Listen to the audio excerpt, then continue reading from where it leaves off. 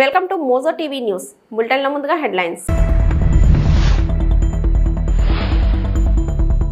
చంద్రబాబు అధ్యక్షతన కేబినెట్ భేటీ 10 కీలక అంశాలపై కొనసాగుతున్న చర్చ.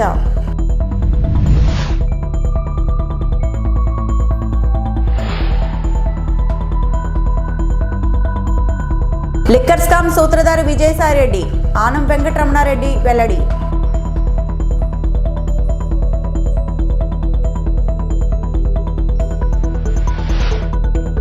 తిరుమల శ్రీవారిని దర్శించుకున్న నటి రమ్యకృష్ణ.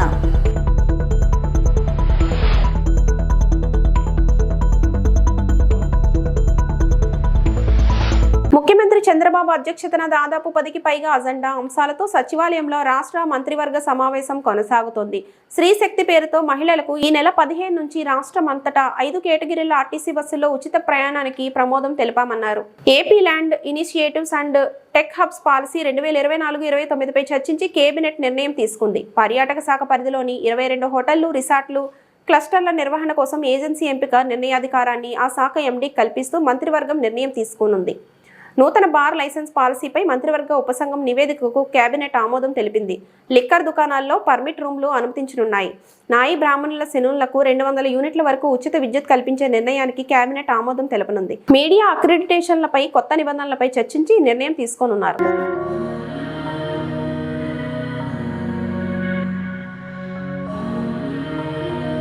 దేశ రాజధాని ఢిల్లీలోని జంతర్ మంతర్ వద్ద కాంగ్రెస్ పార్టీ ఆధ్వర్యంలో మహాధర్నా కొనసాగుతోంది. తెలంగాణలో విద్య, ఉద్యోగాలు, స్థానిక సంస్థల ఎన్నికల్లో బీసీ రిజర్వేషన్లు 12% పెంచుతూ రాష్ట్ర ప్రభుత్వం అసెంబ్లీలో ఆమోదించి రాష్ట్రపతికి పంపిన బిల్లులకు వెంటనే ఆమోదం తెలపాలన్న డిమాండ్తో కాంగ్రెస్ మహాధర్నా చేపట్టింది. ముఖ్యమంత్రి రేవంత్ రెడ్డి, డిప్యూటీ సీఎం బట్టి విక్రమార్క, పీసీసీ అధ్యక్షుడు ముఖేష్ కుమార్ గౌడ్, మంత్రులు సీతక్క, పొంగులేటి శ్రీనివాసరెడ్డి, ఎమ్మెల్యేలు, ఎమ్మెల్సీలు, కార్పొరేషన్ చైర్మన్లు, డీసీసీ అధ్యక్షులు, బీసీ సంఘాల నాయకులు పాల్గొన్నారు. సాయంత్రం ముగింపు కార్యక్రమంలో కాంగ్రెస్ అగ్రనేత రాహుల్ గాంధీ పాల్గొంటారు. ఇండియా కూటమిలో భాగంగా ఉన్న డీఎంకే, వామపక్షాలు, శివసేన, యూబీటీ, ఎన్సీపీ, ఆర్జేడీ, సమాజ్వాదీ తదితర పార్టీల నాయకులు హాజరై సంఘీభావం ప్రకటించనున్నట్లు సమాచారం. తెలంగాణ కాంగ్రెస్ పార్టీ అధ్యక్షులు మిత్రులు మహేష్ కుమార్ గౌడ్ గారి నేతృత్వంలో చలో ఢిల్లీ కార్యక్రమం తీసుకొని జంతర్ మంతర్ వేదికగా కాంగ్రెస్ పోరుబాట కార్యక్రమాన్ని నిర్వహించి ఈ కార్యక్రమానికి శ్రీమతి సోనియా గాంధీ గారు, శ్రీ మల్లికార్జున్ ఖర్గే గారు, శ్రీ రాహుల్ గాంధీ గారు, శ్రీమతి ప్రియాంక గాంధీ గారు, మీనాక్షి నటరాజన్ గారు, కేసీ వేణుగోపాల్ గారి సంపూర్ణ మద్దతు తీసుకొని వేలాది మంది ఈరోజు ఉదయం నుంచి ఈ జంతర్ మంతర్ ధర్నా కార్యక్రమంలో భోజనం చేయకుండా ఉదయం నుంచి ఇక్కడ కూర్చొని మేమందరం 4 కోట్ల తెలంగాణ ప్రజలు, తెలంగాణ రాష్ట్ర ప్రభుత్వం శాసనసభ ఆమోదించిన విద్యా ఉద్యోగాలలో ఓబీసీలకు 42% రిజర్వేషన్, అదేవిధంగా ఎన్నికలలో ప్రజాప్రతినిధులలో రాజకీయ రిజర్వేషన్లు 42% ఇవ్వాలని 2 బిల్లులను ఆమోదింపజేయడమే కాకుండా 2018లో ఆనాటి ముఖ్యమంత్రి చంద్రశేఖరరావు గారు బలహీన వర్గాల మీద కక్ష కట్టి తెలంగాణ రాష్ట్రంలో 50% రిజర్వేషన్లు మించకుండా ఒక చట్టాన్ని చేసి ఈనాడు మనం 50% పైగా రిజర్వేషన్లు ఇవ్వాలంటే ఆనాడు చంద్రశేఖరరావు గారు చేసిన చట్టం గుదిబండగా మారి తెలంగాణ రాష్ట్రంలో సర్పంచులుగా, ఎంపీటీసీలుగా, జడ్పీటీసీలుగా, జిల్లా పరిషత్ చైర్మన్లుగా, మున్సిపల్ కౌన్సిలర్లుగా, కార్పొరేటర్లుగా, మున్సిపల్ చైర్మన్లుగా, మేయర్లుగా రిజర్వేషన్ల పరంగా బలహీన వర్గాలకు అన్యాయం చేసే చట్టాన్ని తొలగిస్తూ మన మంత్రివర్గం ఆర్డినెన్స్ను పాస్ చేసి గవర్నర్ గారికి పంపిస్తే విద్యా ఉద్యోగాలలో 42% రిజర్వేషన్లు బలహీన వర్గాలకు, రాజకీయాలలో స్థానిక సంస్థలలో 42% రిజర్వేషన్ల బిల్లులను తెలంగాణ రాష్ట్ర గవర్నర్ రాష్ట్రపతి ఆమోదానికి పంపించారు. ఇదే కాకుండా తెలంగాణ మంత్రివర్గం ఆమోదించిన ఆర్డినెన్స్ 50% పరిమితిని తొలగిస్తూ ఆమోదించిన ఆర్డినెన్స్ను కూడా రాష్ట్రపతి గారికి పంపించడం జరిగింది. దాదాపుగా ఈ బిల్లులు వచ్చి 4 నెలలు పూర్తయినా రాష్ట్రపతి గారి నుంచి ఆమోద ముద్ర పడలేదు. నరేంద్ర మోడీ గారు, భారతీయ జనతా పార్టీ ఈ బిల్లులను అడ్డుకొని తెలంగాణ బలహీన వర్గాలకు అన్యాయం చేస్తుంటే ఇక గల్లీలో ఉండలేక ఢిల్లీలోనే తేల్చుకుందాం పదండి, చలో ఢిల్లీ కార్యక్రమాన్ని తీసుకొచ్చి ఈ వేదిక మీద ఉన్న ఉద్దండులే కాదు, తండాలలో, గూడాలలో, మారుమూల పల్లెల్లో కాంగ్రెస్ పార్టీ జెండా మోసిన ఈరోజు బలహీన వర్గాలకు 42% రిజర్వేషన్లు ఇవ్వాలని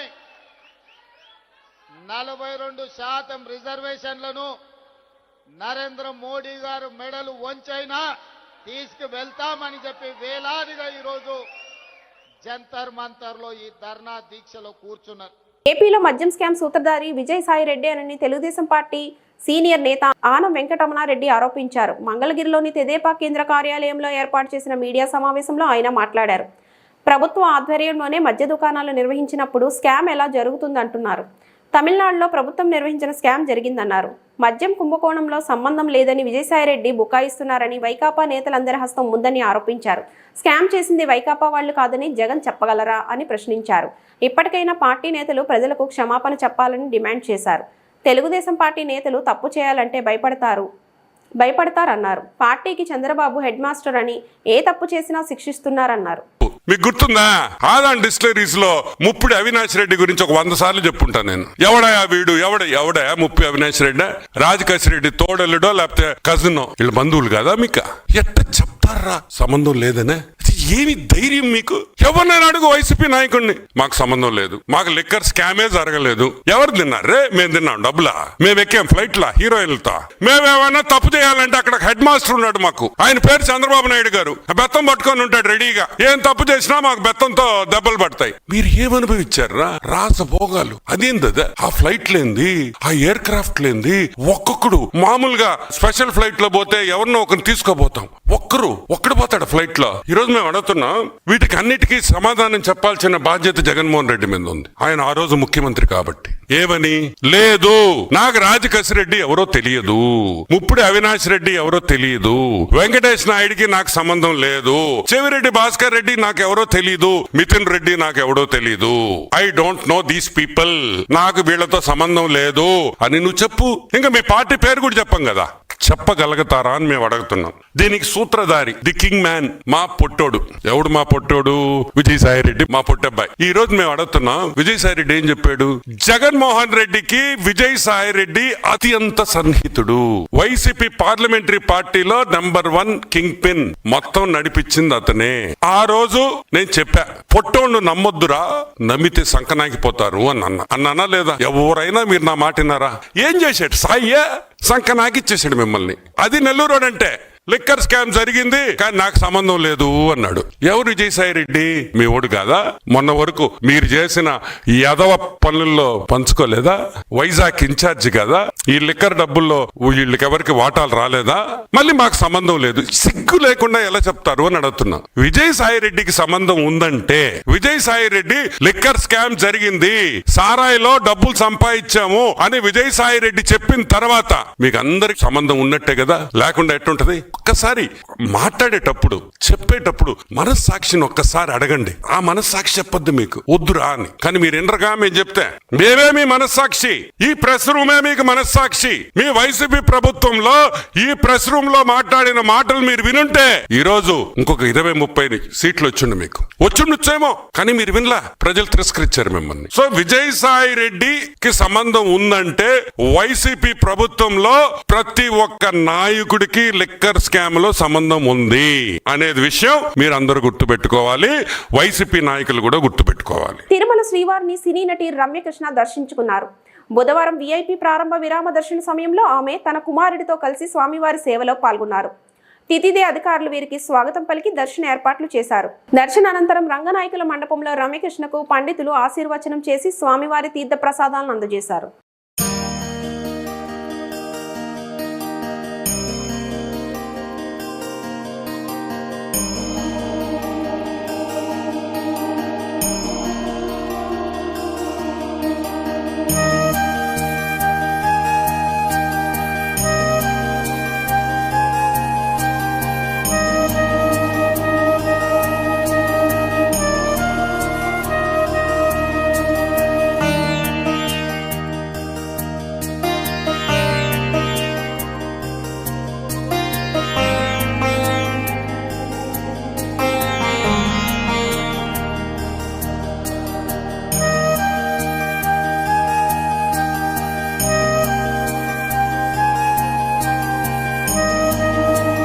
రోజురోజుకు మహిళలపై అనేక రకాలుగా కూటమి నాయకులు చేస్తున్న దారుణాలను తీవ్రంగా ఖండించిన వైఎస్ఆర్సీపీ జిల్లా అధ్యక్షురాలు ఉషాశ్రీ చరణ్ నేడు పెనుగొండ నియోజకవర్గం సోమందేపల్లిలోని వైఎస్ఆర్ కాంగ్రెస్ పార్టీ మహిళా నాయకులు మరియు వైఎస్ఆర్సీపీ నాయకులు కార్యకర్తలతో కలిసి టీడీపీ నేతలు మహిళలపై చేస్తున్న దౌర్జన్యాలను ఖండిస్తూ ర్యాలీ నిర్వహించారు. ఉషాశ్రీ చరణ్ మాట్లాడుతూ పాలు పోసిన చేతిని కాటేసిన పాము మాదిరి ఓట్లేసి గెలిపించిన మహిళల మీదనే టీడీపీ నేతలు దారుణాలు చేస్తున్నారు.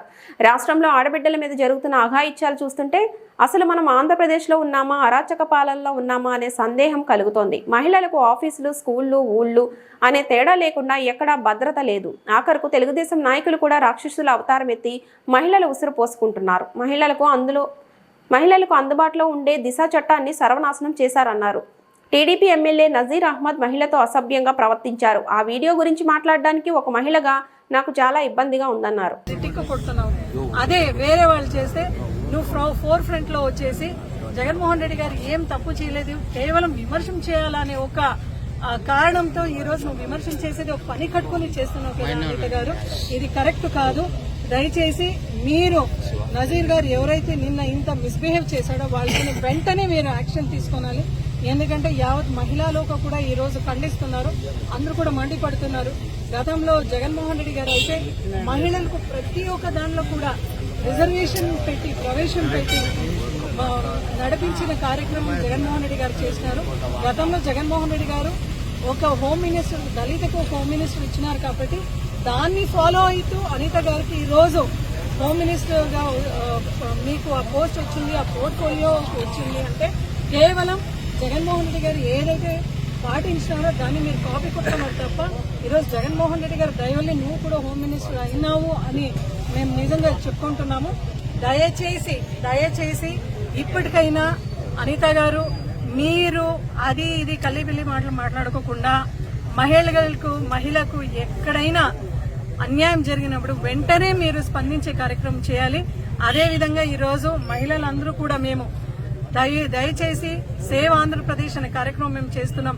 ఇప్పటికైనా అనిత గారు, హోమ్ మినిస్టర్ అనిత గారు, చంద్రబాబు నాయుడు గారు, కూటమి ప్రభుత్వంలో భాగస్వామైన ప్రతి ఒక్క మహిళ ఎమ్మెల్యే, మంత్రి గారికి ఒకటే వినమించుకుంటున్నాం. దయచేసి ఇప్పటికైనా దిశా చట్టం అమలు చేయండి.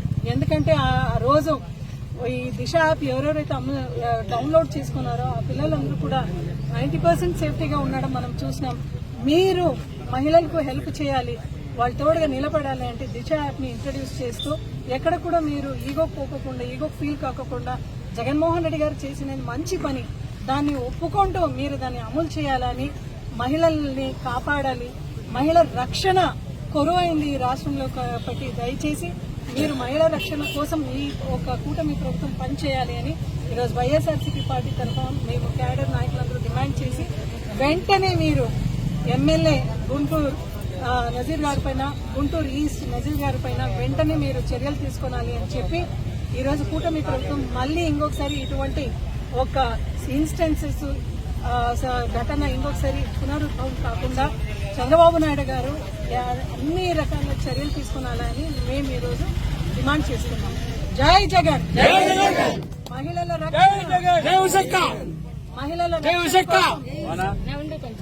సేవ్ ఆంధ్రప్రదేశ్ ఫ్రమ్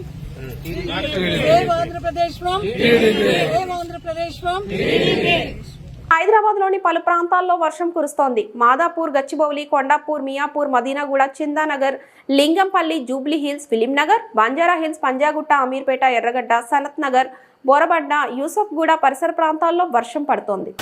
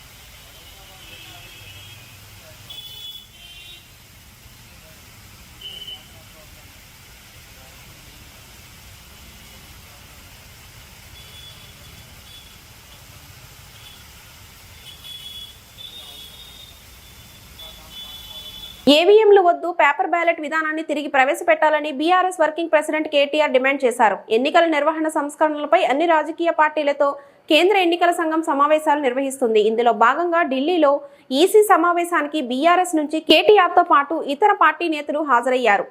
తసీతో సమావేశం అనంతరం కేటీఆర్ మీడియాతో మాట్లాడారు. పేపర్ బ్యాలెట్ విధానాన్ని తిరిగి ప్రవేశపెట్టాలి, బీహార్ ఎన్నికల నుంచే పేపర్ బ్యాలెట్తో ఎన్నికలు జరపాలి, ఈవీఎంలపై అనేక అనుమానాలు ఉన్నాయి, అనేక దేశాలు బ్యాలెట్ విధానంతోనే ఎన్నికలు నిర్వహిస్తున్నాయి. ప్రజల్లో ఉన్న విశ్వాసలేమి, నమ్మకం లేనితనం వల్ల ఓటింగ్ మెషిన్లు వద్దనుకొని పేపర్ బ్యాలెట్ కే ఈ దేశాలన్నీ కూడా మళ్ళీ తిరిగి వెనక్కి వెళ్ళిపోయినాయి. మేము ఎన్నికల కమిషన్ ని కోరింది ఏమంటే, మనం కూడా భారతదేశంలో ప్రపంచంలోనే అతి పెద్ద ప్రజాస్వామ్య దేశం భారతదేశం, 140 కోట్ల జనాభా కలిగిన దేశం, మరి దాదాపు 100 కోట్ల ఓటర్లు కలిగిన దేశం. మరి ఇట్లాంటి దేశంలో ఏదో ఈ మెషిన్ల వల్ల ఏదో నష్టం జరుగుతున్నది, నేను వేసిన ఓటు నేను అనుకున్న వారికి పోవడం లేదు అనే అభిప్రాయం ఉంటే అది ప్రజాస్వామ్యానికే చేటు. కాబట్టి మరి ఎలక్ట్రానిక్ ఓటింగ్ మెషిన్లను పక్కన పెట్టి తిరిగి పేపర్ బ్యాలెట్ నే తీసుకోవాలని చెప్పి ఇవాళ మేము మా పార్టీ తరఫున ఎలక్షన్ కమిషన్ ని కోరాం. ఆ ప్రాసెస్ కూడా మళ్ళీ తిరిగి పేపర్ బ్యాలెట్ ప్రవేశపెట్టే ప్రాసెస్ కూడా బీహార్ ఎన్నికల నుంచే ప్రారంభించండి, నవంబర్ లో జరగాల్సి ఉన్న బీహార్ ఎన్నికల్లోనే తిరిగి పేపర్ బ్యాలెట్ ప్రవేశపెట్టండి. ఆ తర్వాత వచ్చే సాధారణ ఎన్నికల్లో అన్నింటిలో కూడా ఖచ్చితంగా మళ్ళీ పేపర్ బ్యాలెట్ తోనే నిర్వహించాలని చెప్పి కూడా మా పార్టీ తరఫున కుండబద్దలు కొట్టినట్టుగా మా అభిప్రాయాన్ని చెప్పాం. అట్లాగే ఎన్నికల్లో పార్టీలు ఇచ్చే హామీలు, ఎన్నికల్లో పార్టీలు ఇచ్చే అడ్డగోలు వాగ్దానాలు, ఈరోజు తెలంగాణనే ఎగ్జాంపుల్ గా తీసుకుంటే కాంగ్రెస్ పార్టీ ప్రజలకు అరిచేతిలో వైకుంఠం చూపెట్టి 420 హామీలు ఇచ్చి ఇష్టం వచ్చినట్టుగా నోటికి ఎంత వస్తే అంత అడ్డగోలు మాటలు చెప్పి ఒక వేలం పాటలాగా, ఒక అర్రాస్ పాటలాగా నోటికొచ్చిన వాగ్దానాలు చేసి ప్రజల్ని మోసం చేసి మభ్యపెట్టి ఓట్లు సంపాదించింది. మాకంటే 1.8% ఓటు ఎక్కువగా సాధించి ఇవాళ ప్రజల్ని 100 రోజుల్లోనే అన్ని వాగ్దానాలు అమలు చేస్తామని చెప్పి గ్యారంటీ కార్డులు ముద్రించి చివరికి స్టాంప్ పేపర్ల మీద అఫిడవిట్లు కూడా మరి ఇచ్చి ప్రజల్ని ఎట్లా వంచిందో, గుడిలో దేవుడి ముందు కూడా బాండ్ పేపర్లు పెట్టి ఎట్లా వంచినారో ప్రస్తుత ముఖ్యమంత్రి గారు, ఉప ముఖ్యమంత్రి గారు, ఇంకా ఇతర కాంగ్రెస్ పార్టీ నాయకులు, అది కూడా మేము సవివరంగా ఎక్స్ప్లెయిన్ చేయడం జరిగింది. ఎన్నికల్లో ఇచ్చిన మేనిఫెస్టోకి రాజకీయ పార్టీలు కట్టుబడి ఉండకపోతే తప్పకుండా వారిని శిక్షించాల్సిన బాధ్యత కూడా ఎన్నికల కమిషన్ మీదనే ఉన్నది. ఎన్నికల్లో ప్రజల్ని వంచే ఏ పార్టీ అయినా అధికారంలోకి వచ్చిన తర్వాత మోసం చేస్తే వారి అవసరమైతే సభ్యత్వాన్ని రద్దు చేసే విధంగా వారిని అనర్హులుగా మళ్ళీ భవిష్యత్తులో ఎలక్షన్ లో పాల్గొనడానికి అనర్హులుగా ఆలోచన చేయాలని చెప్పి కూడా ఎలక్షన్ కమిషన్ కి మేము విజ్ఞప్తి చేయడం జరిగింది. అట్లాగే ఈ రోజు బీహార్ లో ఏదైతే ఇంటెన్సివ్ రివిజన్ జరుగుతా ఉందో ఓట్ల, దానికి సంబంధించి కూడా విస్తృతమైన చర్చ జరగడం జరిగింది. దాదాపు 65 లక్షల మంది ఓట్లు పోయినాయి బీహార్ లో అని చెప్తా ఉన్నారు. ఎందుచేత ఇది జరుగుతా ఉన్నదని చెప్పి కూడా మేము ఎన్నికల సంఘాన్ని అడగడం జరిగింది. వారు చెప్పింది ఏమంటే, చనిపోయిన వాళ్ళ ఓట్లు తీసేశాము, అట్లాగే ఎవరైనా మైగ్రేట్ అయితే తీసేశాము, అట్లాగే ఎవరైనా రెస్పాండ్ అవ్వకపోతే తీసేసినాము, అట్లాగే ఎవరైనా ట్రేస్ చేయలేకపోతే వారి తీసేసినాం తప్ప ఎక్కడ ఏమి ఇబ్బంది లేదని చెప్పారు. మేము ఎన్నికల కమిషన్ కి ఈ రోజు మా పార్టీ తరఫున చెప్పింది ఏమంటే, రివిజన్ అనేది చేయాల్సిందే, తప్పేమీ లేదు, కానీ విశ్వాసం అనేది అందరినీ విశ్వాసంలోకి తీసుకొని చేసినట్టయితే బాగుంటది. ముఖ్యంగా క్షేత్ర స్థాయిలో, బూత్ లెవెల్లో, అట్లాగే నియోజకవర్గ లెవెల్లో, తాలూకా లెవెల్లో, మండల్ లెవెల్లో మరి అన్ని పార్టీలకు కూడా సభ్యులు ఉంటారు. మీరు ఈ ప్రక్రియలో అన్ని పార్టీలను, అఖిల పక్షాన్ని కూడా భాగస్వామ్యం చేసి పారదర్శకంగా, ట్రాన్స్పరెంట్ గా చేస్తే ఇట్లాంటి అపోహలు రావు, అనుమానాలు రావు. లేకపోతే తప్పకుండా అనుమానాలు వస్తాయి. మీరు క్షేత్ర స్థాయి నుంచి ఒక స్టాండర్డ్ ఆపరేటింగ్ ప్రొసీజర్ పెట్టి అన్ని పార్టీలను, అఖిల పక్షాన్ని కూడా ఇన్వాల్వ్ చేయండి. మాకు బూత్ లెవెల్ కమిటీస్ ఉన్నాయి. అన్ని రాజకీయ పార్టీలకు బూత్ లెవెల్ కమిటీలతో అవసరమైతే ఒక అఖిల పక్షాన్ని ఏర్పాటు చేసి. బెట్టింగ్ యాప్స్ వ్యవహారంలో ఎన్ఫోర్స్మెంట్ డైరెక్టరేట్ విచారణ ముమ్మరం చేసింది. ఈ కేసులో సినీ నటుడు విజయ్ దేవరకొండ ఈడీ కార్యాలయంలో విచారణకు హాజరయ్యారు. బెట్టింగ్ యాప్ల నుంచి తీసుకున్న పారితోషికం, కమిషన్లపై విజయ్ను ఈడీ అధికారులు ప్రశ్నిస్తున్నారు. ముందుగా మీ అందరిని ఒకటి అడుగుతా, అది నా గురించి మీరు చేయాలి. ఇప్పుడు మీ ఛానళ్లలో హెడ్లైన్స్, స్క్రోలింగ్లో ఇల్లీగల్ బెట్టింగ్ యాప్స్లో నన్ను పిలిచారని స్క్రోలింగ్ నడుస్తుంటుంది, హెడ్లైన్స్ నడుస్తుంటుంది, నాకు తెలుసు. కానీ ఫస్ట్ దాన్ని గేమింగ్ యాప్స్ క్లారిఫికేషన్ గురించి విజయ్ దేవరకొండ అని పిలిచారు అని ఫస్ట్ ఆ హెడ్లైన్ మీరు నా గురించి మార్చాలి. ఎందుకంటే బెట్టింగ్ యాప్స్ ఇన్వెస్టిగేషన్ తప్పకుండా నడుస్తుంది. కానీ మనని పిలిచింది వాళ్ళకు కూడా తెలియదు మన పేరు ఎందుకు వచ్చిందో. బట్ మన పేరు వచ్చినందుకు వాళ్ళు వెరిఫికేషన్ చేసుకొని వాళ్ళ డెలిజెన్స్ తీసుకోవాలి. మనం చేసింది గేమింగ్ యాప్స్కి ఎండోర్స్మెంట్. గేమింగ్ యాప్కి బెట్టింగ్ యాప్కి అసలు సంబంధమే లేదు. గేమింగ్ యాప్స్ అనేటివి completely legal, recognised by the government, licensed as a business. వాళ్ళకి జిఎస్టీలు, టీడీఎస్లు, కంపెనీలు, it's fully registered, recognised by supreme court and various state governments. అది గేమింగ్ యాప్. అటువంటిది A23. ఇప్పుడు క్విక్గా డౌట్ ఉన్న వాళ్ళకి క్విక్గా మీరు గూగుల్లోకి వెళ్ళి టాప్ గేమింగ్ యాప్స్ అని కొడితే కొన్ని వస్తాయి. A23తో సహా My11 Circle, Dream11, MPL, జుపీ, ఇట్లాంటివి కొన్ని వస్తాయి. ఇవన్నీ రిజిస్టర్డ్ గేమింగ్ యాప్స్. ఇవన్నీ మన ఇండియన్ క్రికెట్ టీమ్కి స్పాన్సర్, మన ఇండియన్ ఒలింపిక్స్ టీమ్కి స్పాన్సర్, మన ఇండియా విమెన్స్ క్రికెట్ టీమ్కి స్పాన్సర్, IPLకి, MPL ఒకదానికి అఫీషియల్ స్పాన్సరు, వేరియస్ కబడ్డీ లీగ్కి, వాలీబాల్ లీగ్కి అన్నిటికీ వీళ్ళు స్పాన్సర్ చేస్తారు. ఎందుకంటే these are completely legal entities. Indian Olympics టీమ్కి స్పాన్సర్ చేయాలంటే లీగల్ ఉండాలా వద్దా? సో ఫస్ట్ ఆఫ్ ఆల్ ఈ గేమింగ్ యాప్స్ని, ఈ ఇల్లీగల్ బెట్టింగ్ యాప్స్ని మీరు సపరేట్ చేయాలి. అది జర్నలిస్ట్గా మీ రెస్పాన్సిబిలిటీ. నా మీద మీకు ఆ రెస్పాన్సిబిలిటీ ఉండాలని కోరుకున్నా. కానీ మన పేరు వచ్చింది కాబట్టి కొన్ని క్లారిఫికేషన్స్ అడిగారు. ఆ clarification, account details, transaction details ఏంటి ఆ కంపెనీ, అవన్నీ పంపించేసినాము. ఇంతటితో సమాప్తం. Thank you.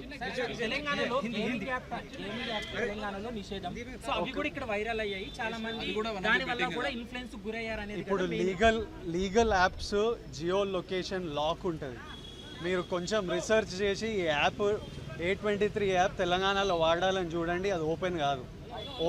ఓపెన్ అయ్యి మీకు మెసేజ్ వస్తుంది, ఈ ఏరియాలో మీరు అలౌడ్ కాదు అని. పర్టికులర్ కొన్ని స్టేట్ గవర్నమెంట్స్ లీగల్గా అలౌ చేశాయి, కొన్ని స్టేట్ గవర్నమెంట్స్లో అలౌ చేయలేదు. సో అది క్లారిఫికేషన్. సోషల్ మీడియాలో వచ్చే ట్రోల్స్ పై తాను మాట్లాడలేకపోయినా తాను చేసిన మంచి మాట్లాడుతుందని అగ్ర కథానాయకుడు చిరంజీవి అన్నారు.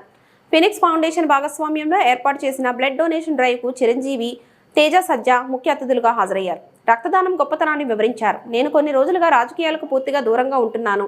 ఈ మధ్య ఓ నాయకుడు నన్ను అకారణంగా మాటలన్నారు. ఆ తర్వాత ఆయన ఓ ప్రాంతానికి వెళ్తే అక్కడ ఓ మహిళ ఆయనకు ఎదురు తిరిగింది. ఒకప్పుడు చిరంజీవి బ్లడ్ బ్యాంక్ ద్వారా ఆమె బిడ్డ ప్రాణాలు నిలిచాయని, అందుకే నేనంటే ఆమెకు గౌరవం అని తెలిపింది. మనల్ని ఎవరైనా మాటలంటే మనం చేసిన మంచి సమాధానం చెబుతుంది. అందుకే నేను ఎప్పుడూ దేనికి స్పందించను. అంత అవసరం కూడా నాకు లేదు అని చిరంజీవి అన్నారు. అలాగా ఒక పొలిటీషియన్ నన్ను అకారణంగా, నేను ఇప్పుడు పాలిటిక్స్ చాలా దూరంగా ఉన్నా సరే నా గురించి ఏదో అవాకులు చవాకులు ఆయన పేలినప్పుడు ఆయన మరొక చోటకి ఏదో ఒక ముంపు ప్రాంతానికి ఆయన వెళ్ళటం జరిగింది. అక్కడ ఒక స్త్రీ, ఒక ప్రౌఢ ఆవిడ అది మిడిల్ ఏజ్ ఉంటుందేమో, మిడిల్ ఏజ్. ఆవిడ తను పట్టుకుని నానా మాటలు తిడుతుంటే నీకు ఎలా మనసు వచ్చింది చిరంజీవిని అనడానికి, అది అని తిడుతుంటే నాకు అనిపించింది మామూలుగా మన మాస్ ఫ్యాన్ కదా ఆవిడ, చాలా గౌరవప్రదమైన కుటుంబంలో ఉన్నటువంటి మనిషిలాగా అనిపించింది గృహిణి. ఆవిడ ఎందుకు అంత ఇదిగా మాట్లాడుతుంది, ఆవిడెవరు, ఆవిడ చూస్తే మామూలుగా సినిమా ఫ్యాన్ లాగానో చిరంజీవికి వీరాభిమానంగానో కాదు, ఇంకేదో ఉందంటూ నాకు అనిపించి ఆవిడ గురించి తెలుసుకోవాలని మన ఒక జర్నలిస్ట్ సోదరు ఎవరినో పంపించి తెలుసుకోవాలంటే వాళ్ళు చేసినటువంటి ఇంటర్వ్యూలో విజువల్స్ నాకు చూపించారు. ఏంటమ్మా అంత ఇదిగా ఆయనకి వీరాభిమానం అంటే అభిమానం సినిమాభిమానం కాదయ్యా, ఆయన వ్యక్తిత్వానికి అభిమానం అంటే చెప్పినప్పుడు నా మనసు టచ్ అయింది.